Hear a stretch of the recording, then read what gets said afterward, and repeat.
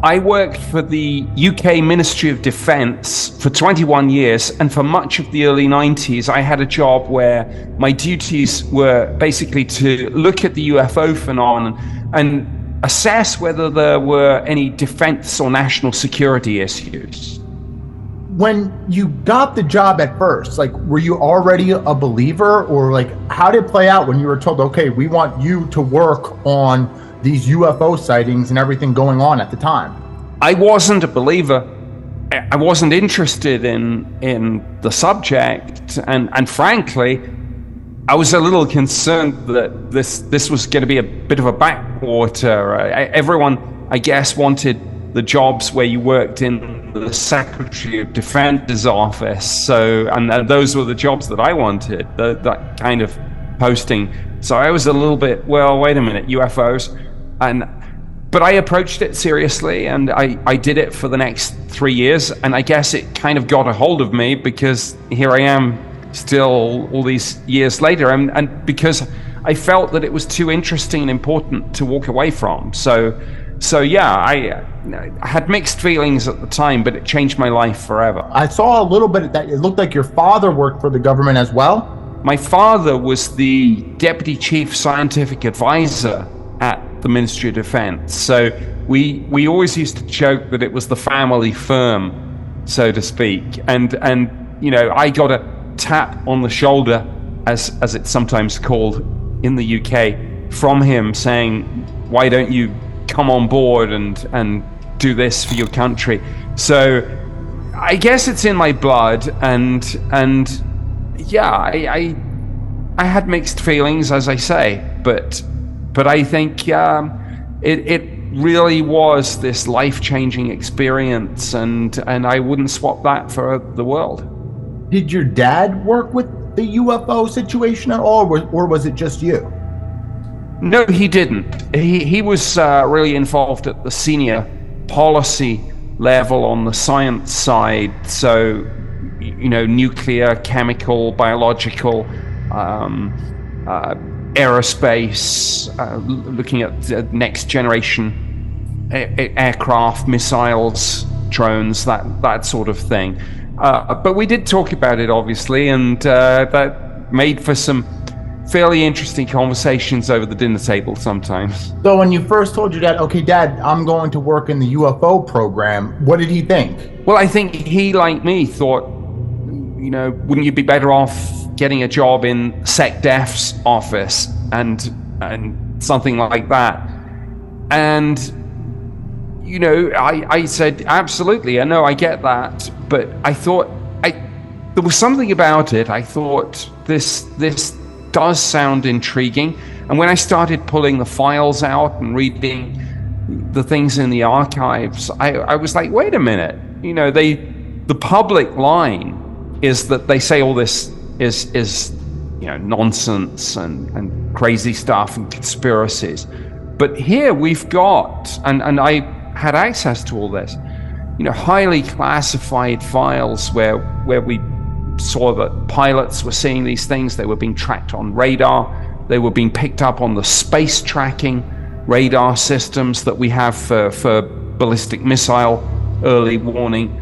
And I was like, wow, you know, this is a game changer. So now, you know, your time at the government comes to an end. What made you decide to come out and start talking about everything? Well, I should say I'm not a whistleblower. I play by the rules, and actually the answer to your question is they asked me to. I had taken early retirement in 2006, and then in 2007, 2008, they came to me and said, look, we're going to declassify and release a lot of the British government's UFO files. And of course, my name was all over them. It's like, well, you wrote a lot of these. So they asked me to come back and act as a sort of spokesperson to champion this as a story to show our commitment to open government and freedom of information. So actually, it was the Ministry of Defense themselves that asked me to speak out about it. But once my name got out, obviously, people people are like, well, okay, this is the guy that did this. I think the media called me the real life Fox Mulder or something, which was quite fun. And now whenever there's a UFO story, whether it's in the UK or even in the US where I now live, the media often come to me and say, well, look, we know that you're not a whistleblower, you're not going to divulge classified information, but can you give us an insider perspective?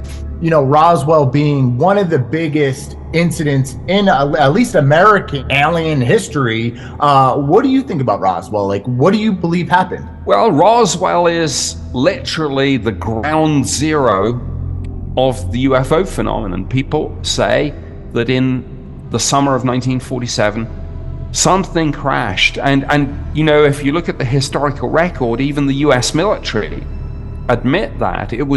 Nobody would have heard of this were it not for the fact that the US Army Air Force, as it was at the time, the US Air Force had yet to be created, but the US Army Air Force caused a press release to be issued, which essentially said, look, you know, we've had these so-called flying saucer sightings. Flying saucer fever had swept the United States for a few weeks in the summer. And then the US military said, we have recovered one of these flying discs. And then within 24 hours, they said that they'd made a mistake and that it was just a weather balloon. But obviously, then the story was out. I talked to Jesse Marcel Jr. He was 9 or 10 years old at the time, and his father was the intelligence officer who actually recovered this. And he woke his family up in the middle of the night with this somber look on his face, and he said, I want to show you something that I'll never be able to show you again, and that will change the way you look at the world. And he pulled out this piece of wreckage. It was metal, really super tough, and yet he scrumpled it up like a little piece of paper, and then it springed back. People have used the phrase memory metal, and so Jesse Marcel's wife and his son, who I talked to when decades later, and he had tears in his eyes remembering this, and he said it changed my life forever. He said the world that I thought I lived in, it like died that day, and I knew that there was something else, something bigger than this, and that's kind of spooky. Now we have the whistleblower that came out. None of it is completely like, whoa, I've never heard that before. So it brings me back to an incident, is the Murray Island incident in 1947. Have you heard of that one? I have. I've not researched it in any great detail, but I know that the US government has some files on it. I can't really pretend that I know the details and go into any particular level on that. But what I will say is, I mean, you mentioned the whistleblower, David Grusch. Mm-hmm. And whether it's Murray Island or whether it's Roswell or whether it's some of the other cases that people are talking about, a lot of times these things were just regarded as science fiction, crazy conspiracy stuff. You would say, well, this is just anonymous people speaking on conspiracy forums on the internet. Now with David Grusch, this guy was former US intelligence community.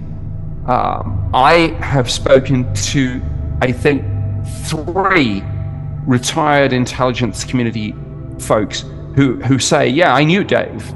You know, I worked with him.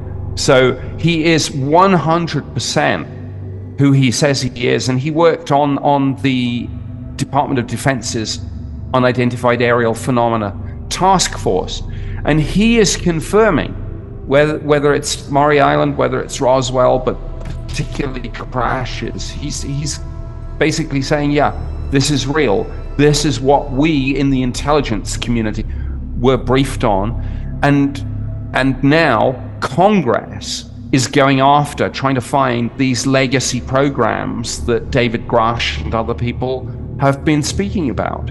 The reason why I bring up Murray Island is that it's one of the first incidents that we hear of the Men in Black. And now you have this guy coming out being able to just freely talk. So my question is, like, change to be able to speak so freely without having to worry about possibly the government shutting you down? Well, David Grusch arguably was a real life man in black, and some people have said the same about me. But now Dave has said that his shortly after he went public with this, his house was broken into, and these are deep insiders. So there is a bit of a power struggle going on right now. There are factions within the US government on this. There's a kind of faction that wants this all out, and there is, well, I guess you could call it the Men in Black faction. And so with Maury Island, I mean, I don't know whether those people were government, G-men trying to keep a lid on this or something else, but consistently for decades now we've had these stories. I mean, governments are inherently, of course, secretive organizations. The default position with these folks is to say nothing, and I get that. I did that myself. So whether it's just that or whether it's something a little bit more X-Files, I don't know. Have you ever felt like there were topics that you just didn't want to discuss? Well, I know where the line is. I mean, I can't obviously discuss classified information on UFOs or on anything, ever. Yeah. Even though I left the British government in 2006, obviously my secrecy oath binds me for life, and I take that very seriously. And there are rules and processes for whistleblowers, and people have got to go through that. And even with people like David Grusch, it's not like they're dumping all this classified information into the public domain. These people are patriots, and they know that if you reveal something, people say the American people have a right to know. I get that. But when you tell the American people, unfortunately, you also tell the governments in China, Russia, Iran, North Korea. So you have to be careful, and there's a process, and all of us follow that. But as I say, I know where the line is. I don't cross it. So I have been quite comfortable with that. I've never been threatened, and I always play it straight and down the line. Comes to the radio broadcast of 1947 Roswell, they said the debris was brought to Wright Field, Ohio. And now we have, the Space Force coming out, and they have a branch, Delta 18, coming out of Wright-Patterson, and they're flying a flag that almost could be the Ancient Aliens logo. Have you seen that?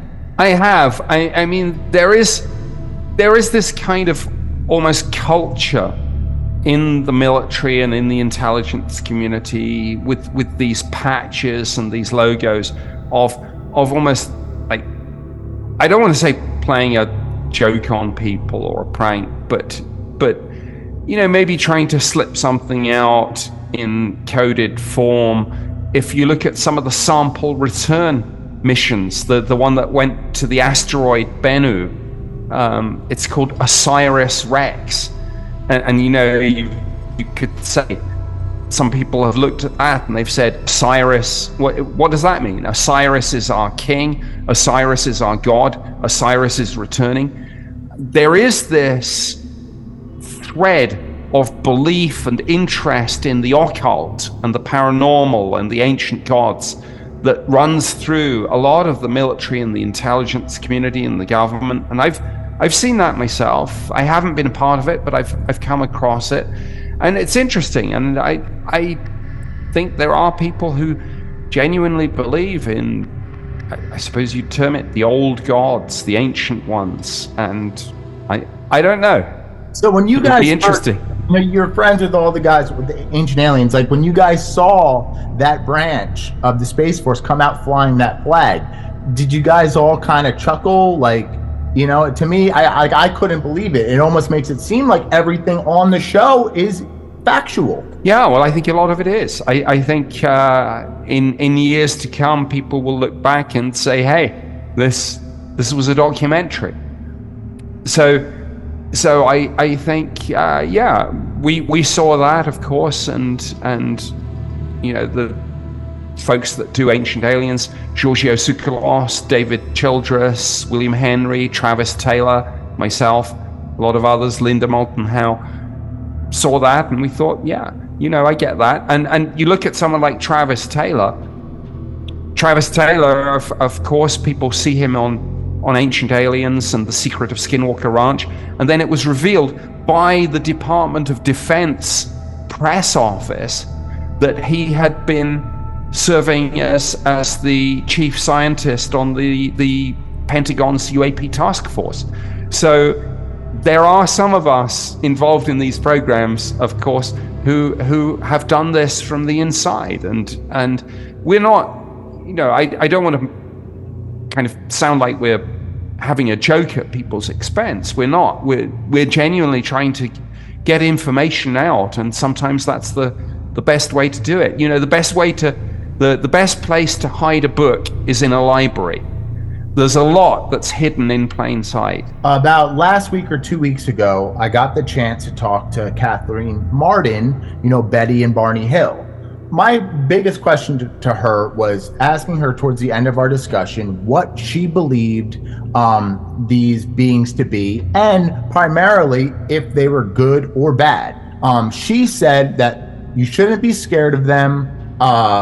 They are just scientists. So now for you working for the government, and, you know, I'm not sure how much pressure you felt like right now from everything that's going on, even from the whistleblower coming out and saying that they might not be as friendly as we would hope. Like, what are your thoughts on it? Yeah, I agree with Dave Grusch on this, actually. I think within government, there is this mindset that it's better to assume something is hostile and have some sort of contingency plan to deal with it than to assume something is friendly. Because if you assume something's hostile and it turns out to be friendly or neutral, you can just, I guess, heave a sigh of relief. But if you do it the other way around, if you assume it's going to be friendly and then it turns out it's not, then you're kind of caught with your pants down, and government doesn't, that's not the way we play. So our view is always assume it's hostile and allow yourself to be pleasantly surprised if it goes the other way. So if you ask me what's going on, I would say if we're being visited, I would agree with Kathleen in a way that they're coming as scientists, anthropologists, perhaps studying what to them will be primitive emerging civilizations. But I think another possibility, given the difficulty of interstellar travel for biological life forms, and given everything that we're seeing here now with our own technological development, I think it's more likely that we're dealing with AI. And that raises some difficult questions, because when you say, well, I hope that they would be high-minded and ethical and benevolent and altruistic, if it's artificial intelligence, we don't know that would necessarily be the case. UFO hearing happening, last year? Like, is this our incident? Is this our time for something to happen? Yes, I think it is. This is a subject whose time has come. We will have, this summer, for example, over the next few weeks and months, we're going to have the next NASA report on this. We're going to have more congressional hearings. We're going to see the language that's been written into the next defense bill, the National Defense Authorization Act for fiscal year 2024, is going to have even more robust language on UFOs than the current defense bill has. We're going to see more whistleblowers coming forward. We've heard about David Grusch. There are at least 24 other people who have already come forward and testified either to Congress or to the Pentagon's ARROW unit, which is Anomaly Resolution Office. We're going to have all this in the next few weeks and months. So yes, if you sense that there is a sort of quickening of the pace here, you're absolutely right, and that's where we are. Why do you think now, though? I mean, like, did anything change in the government for everyone to start feeling comfortable enough to just say what they know? Well, partly it's what I mentioned about this kind of factional infighting. There's a believer faction in government, and they're making their move, and they're saying that after decades of denial and debunking and downplaying, they think it's time to get this out in the open. So part of it is this believer faction making its move, but the other part of this is it's all about the technology. We have now in our hands, whether it's the James Webb Space Telescope, whether it's the next generation of radio or optical scopes, whether it's the various neutrino and gravity wave detectors, whether it's the space tracking radars that we've got or the satellites. We have these technologies in our hands that we didn't have 5-10 years ago, and they will help us identify the fingerprints of extraterrestrial civilizations. If they're out there, we now have the tools to find them. And there's an old saying in government: the time when you can no longer keep a secret is the time that you disclose that secret, because you want to be ahead of the narrative. You want to be driving it, not reacting to it. And that's what we're seeing right now. Got it. Last question, Nick. When disclosure happens, who are we going to hear it from? Well, I think it's going to be, I don't think it's going to be people in the UFO community. I think people will have short memories.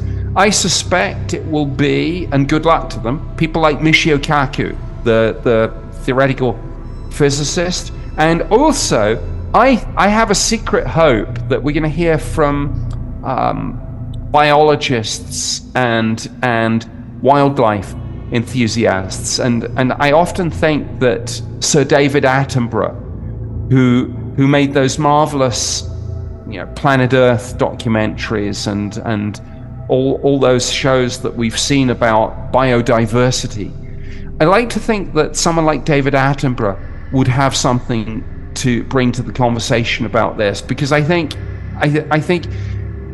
the day that we find out it's not just us and that we're not top of the food chain anymore, we might become a little bit humble, and we might take a little bit more interest in the biodiversity on our own planet, and realize that it's a tragedy when species go extinct, for example. So I think Michio Kaku, David Attenborough, but as ever, I'm sure there'll always be some politicians trying to insert themselves into the narrative. NASA seems to be looking more into UFOs than maybe they did in previous time. Is that correct? Yeah, that's absolutely correct. And the reason for that is that the current boss of NASA, Bill Nelson, is very interested in this. But here's the interesting thing that a lot of people haven't realized about that. Before Bill Nelson became the boss of NASA, of course, he was a senator.